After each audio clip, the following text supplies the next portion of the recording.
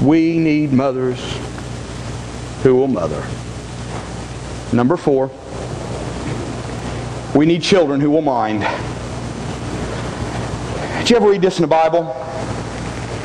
Spare the rod, spoil the child. Don't raise your hand. If you did, you wrote it there. I shouldn't tell on him, but I was holding revival in Columbia, South Carolina, and Bible fellowship. Great church. Amos hadn't been there a lot of years. He retired recently, but I asked that question, and Amos sitting on the front seat, and he goes, yeah. I said, Amos, what's the matter with you? It's not there. The Bible doesn't say, spare the rod, spoil the child. Here's what it says.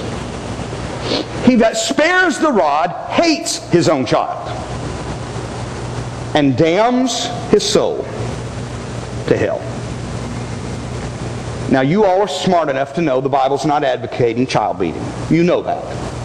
But I'll tell you what it's saying. If you do not teach your children to submit to your authority when they are young, they will never submit to God's authority when they are old. If they do not learn how to submit to parental authority as children, they will never know the joy of the surrendered life. They will never submit to God. In fact, according to the writer, they won't even go to heaven in all probability. Oh, that we would learn again. You know what I got so tired of in Bible school? As academic dean, I was also over the social committee and discipline committee. And more than once I had to take disciplinary action against a young man who was preparing for the ministry. But without fail, it seemed, the parents would call me and wonder how the school could be so wrong. I mean, I had a case where I had to deal with a young man for immorality, lying to us, meeting a girl, spending the night with her in a motel, and I pulled him aside and I said, young man, you're preparing for the ministry. You can't even be right with God and do this. And his father, who was the district superintendent in one of our Methodist denominations, called me and said, how dare you question my son's spiritual life?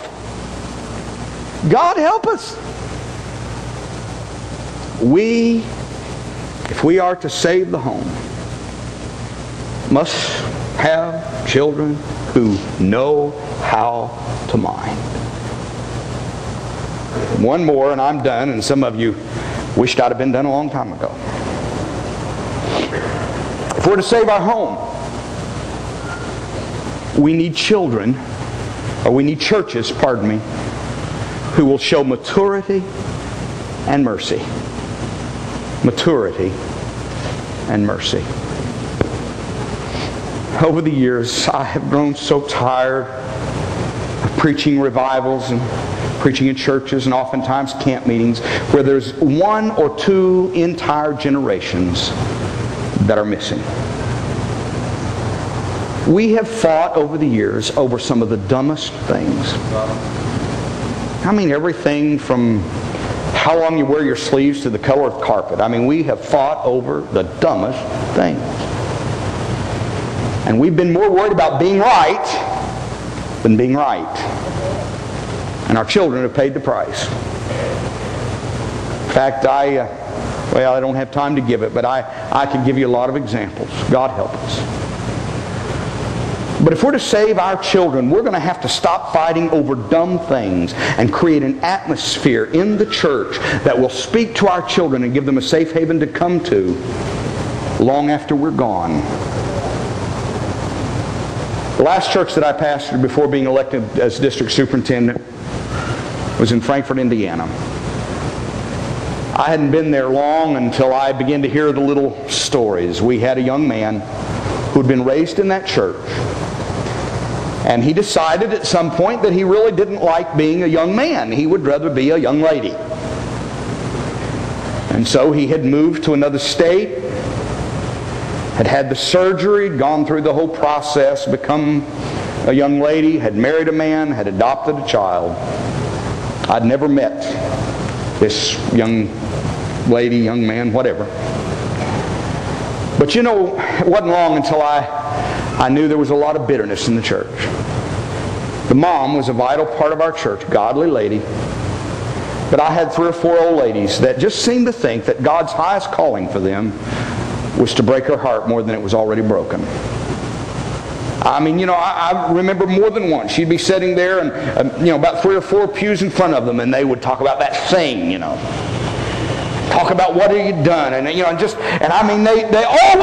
tried to talk loud enough, I don't know if they thought Janet, agreed. I don't know what they thought, but it's just like they were trying to crush her. And oftentimes I'd go over and find myself talking too loud to her to try to drown them out, And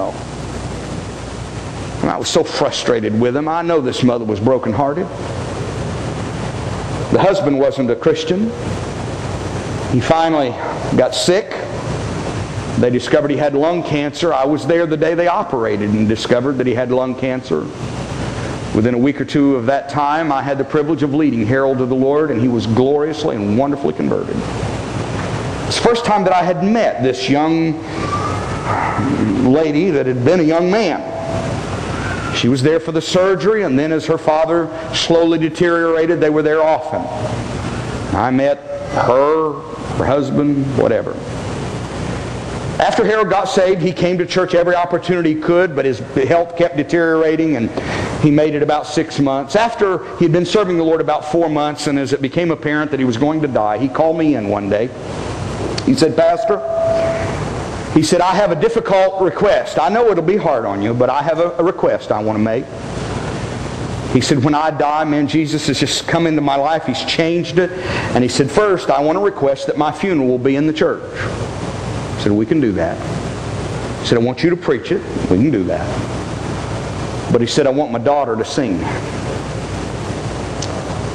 Referring to this young man that's now a young lady. Now, I did wrestle over it. I knew how my board considered the platform sacred, and I knew all the issues that we'd have to deal with, and yet in my heart I also realized here's a new believer. I didn't want to shake his faith. I didn't want to do something that'd make him bitter and miss heaven. I really wrestled. I'm telling you, I wrestled. Now, you may think I'm wrong, but this is the conclusion that I finally came up to. Our platform was somewhat like the platform here at Indian Springs. At least with the organ, our organ and piano set off the platform to one side. And I went back to him and said, "Harold, I want to tell you, this is difficult for me. I know how my church feels. I know, and I have to feel like they do, by and large. But I said, I also don't feel like I have a right to tell you who can sing at your funeral." So I said, "If your daughter is willing to stand over behind the piano and organ, I really don't feel comfortable with her coming up on the platform and singing behind the pulpit. I don't, in my mind, I don't feel comfortable. I think it's going to cause more problems. But if she's willing to stand over behind the piano and organ," of course they were all covered with flowers, that's, you can have whoever. Now you say, "Preacher, that was wrong." Well, it made him happy, and he died in the Lord. I have no regrets. The funeral was on a Saturday. After the funeral, this young lady came up to me and said, "Brother Hotle, I haven't been back in this church since I was a teenager. Would it be all right if I came to church in the morning before we go home? I'd love to come back to my church one more time."